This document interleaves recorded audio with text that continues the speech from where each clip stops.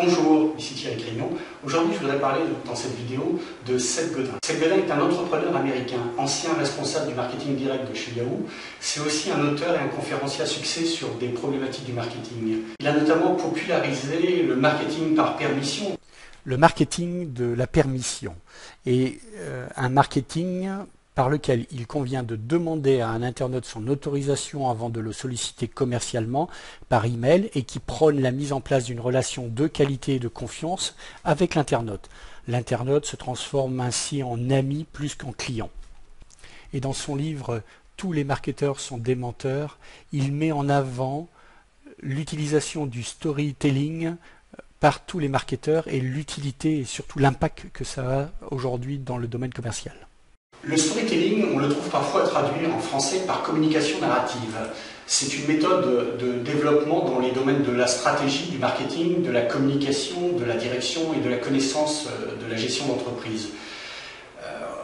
Le storytelling, c'est la raison de cette vidéo d'aujourd'hui. Je voudrais vous parler comment raconter une histoire pour faire venir plus de monde sur votre site internet ou chez vous. Voici l'histoire qu'a raconté un critique culinaire pour une revue. Agencée selon les règles du Feng Shui, la pièce a été décorée de boiseries et de soieries thaïlandaises. Les tables sont passées au centre d'un miroir d'eau où flottent des bougies allumées et des nénuphars que le personnel fait aller et venir, comme pour vous donner l'impression que nous descendons doucement le fleuve Chao Phraya à Bangkok. Voilà, ça c'est la critique, c'est le texte de ce critique. C'est absolument fantastique, il donne envie d'aller dans ce restaurant sans jamais parler de la nourriture. On ne sait pas en réalité si la nourriture est bonne ou pas, quels sont les plats. La seule chose qui déclenche, c'est l'envie d'y aller. Et pour les gens qui ont envie de s'imprégner de la Thaïlande, qui ont envie d'avoir l'impression d'être à Bangkok, cette critique va leur donner envie. Voilà. C'est une des histoires qui peut éventuellement donner envie d'aller à un endroit. Dans tous les bureaux de vente de l'agence de voyage britannique Lunpoly, on relâche des bouffées d'odeur de noix de coco à chaque entrée de client. Cette senteur déclenche une réaction immédiate chez le client pour qui elle évoque les lotions solaires et les plages tropicales. Ça donne envie de voyager. Alors il est évident que ça ne va pas augmenter le flux de réservation absolue, mais c'est une histoire qu'on peut raconter grâce à l'odeur. Ça fait vivre tout de suite, ça déclenche et ça met le client dans de bonnes conditions pour éventuellement réserver son séjour. Donc ça, c'est extrêmement important.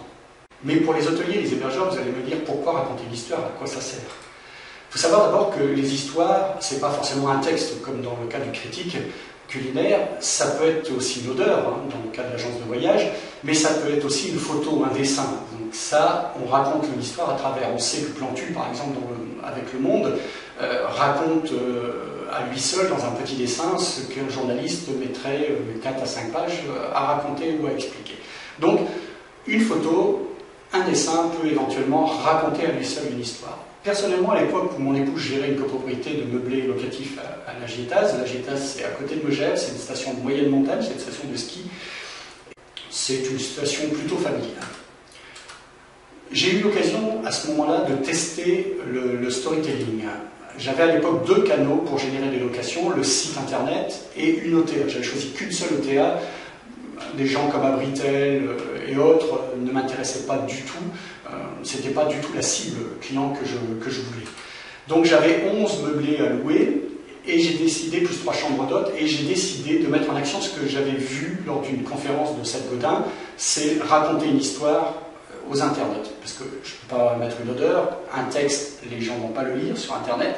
Donc pour moi, l'idéal était une photo. La question que je me suis posée, c'est que cherchent les internautes quand ils veulent réserver un séjour? Je me suis mis à leur place et je me suis dit que l'important c'était justement le ski. Ça veut dire qu'effectivement, ce qui va déclencher l'envie d'une réservation parmi des milliers de réservations, c'est le ski. Le ski c'est important, c'est pour eux, effectivement, c'est l'enneigement, c'est d'avoir de la neige, c'est de pouvoir skier, c'était ce que je pensais être le plus important. Donc sur les 11 meublés que j'avais à la location, mise à la location sur cette OTA, j'ai mis 3 photos tests en première page, ce qu'on appelle les photos de la une, À la place de mettre le meublé, comme font tous les autres loueurs de meublés et hôtels en tout genre, j'ai décidé de raconter une histoire. Et donc, pour les grands meublés, j'ai décidé de mettre une photo d'une famille en train de descendre une piste. Alors, c'est une photo personnelle, pour donner le côté plus vraiment naturel. C'était des clients que j'avais amenés sur les pistes de ski, qui ont accepté de mettre... que j'utilise leur photo, que j'utilise cette photo, disons, pardon, en place, et j'ai mis cette photo en premier. Ça veut dire que quand l'internaute arrivait sur l'OTA, s'il tapait Megève ou les alentours, il voyait ma photo de ce couple avec ses deux enfants en train de skier. C'est-à-dire qu'il ne voyait pas du tout le meublé, il ne voyait pas à quoi ça ressemblait. Il voyait juste la photo. Ça a été extrêmement important. Il faut savoir que le taux d'ouverture de mes annonces a été multiplié par 10. J'avais laissé donc 3, j'ai utilisé 3 gîtes comme ça. Les 8 autres, j'avais laissé les photos traditionnelles. Il faut savoir que ces 3 gîtes-là, le taux d'ouverture était multiplié par 10. C'est-à-dire que les gens cliquaient dessus.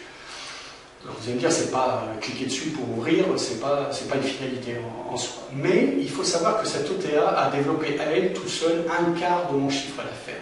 Les 3 quarts, c'était mon site internet, un quart était cette OTA, ce qui est quand même important. Et sur ce quart, ces 25% de chiffre d'affaires, ces 3 meublés ont généré à lui tout seul 50% de ce chiffre d'affaires-là. Donc c'est quand même pas inutile. Ce qu'il faut savoir aussi, c'est que j'ai retenté l'expérience l'été, c'est pas du tout l'hiver, l'hiver c'est facile, le ski, et donc l'été, j'ai décidé de mettre beaucoup plus de photos et de raconter des histoires sur mes meublés, et sur l'ensemble des meublés, j'ai raconté à chaque fois une histoire différente. Alors l'été, c'est un peu plus complexe, mais ça a été quand même pas si difficile que ça. J'ai raconté des histoires sur la randonnée, j'ai raconté des histoires sur le VTT, j'ai raconté des histoires sur le vélo, donc en prenant à chaque fois une photo qui racontait une histoire, celle que j'avais envie que l'internaute fait. Et le résultat a été exactement similaire à l'hiver. Ça veut dire que tous les annonces sur lesquelles il y avait une photo qui racontait une histoire, qui donnait envie d'aller à la montagne, et ben, le taux d'ouverture de ces annonces a été multiplié par 10 par rapport aux autres, et le taux de location était aussi important. Ça veut dire qu'à chaque fois, ces meublés-là, ces meublés où il y avait une histoire racontée par le biais d'une photo, à chaque fois, ces meublés m'ont permis de réserver 50% du chiffre d'affaires par rapport aux autres. Donc je trouve que c'est extrêmement important. C'est vrai que pour un internaute qui veut réserver un meublé, regarder des milliers de photos où on voit l'intérieur d'un appartement pas forcément mis en valeur alors que le reste peut être beau, c'est pas forcément facile de faire un choix. Là, la photo d'annonce racontait une première histoire et le texte de l'annonce complétait cette histoire. Voilà, c'était une première vidéo, j'espère que ça va vous aider à comprendre comment fonctionne l'internaute. D'ici 2-3 jours, vous recevrez une deuxième vidéo qui vous expliquera comment choisir votre histoire et comment la raconter. À bientôt!